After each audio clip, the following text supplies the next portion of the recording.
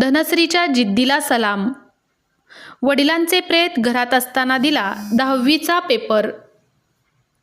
सोलापूर येथील शरदचंद्र पवार प्रशालेतील धनश्री भिकाजी पवार ही विद्यार्थिनी इयत्ता 10वीच्या वर्गात शिकत आहे.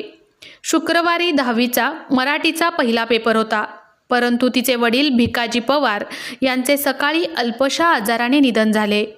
घरातील सर्व सदस्यांवर दुःखाचा डोंगर कोसळला. अंत्यविधीसाठी नातेवाईक शेजारी जमा होत होते. धनश्रीचा पहिला पेपर बुडणार आणि तिच्याबद्दल तिच्या वडिलांनी पाहिलेले स्वप्न वाया जाणार म्हणून शाळेतील शिक्षक, मुख्याध्यापक अस्वस्थ होते. प्रशालेचे मुख्याध्यापक तानाजी माने यांनी धनश्रीच्या घरी जाऊन नातेवाईक व धनश्रीच्या आईला, भावाला समजावून सांगून 2 तास अंत्यविधी पुढे ढकलायला सांगितले.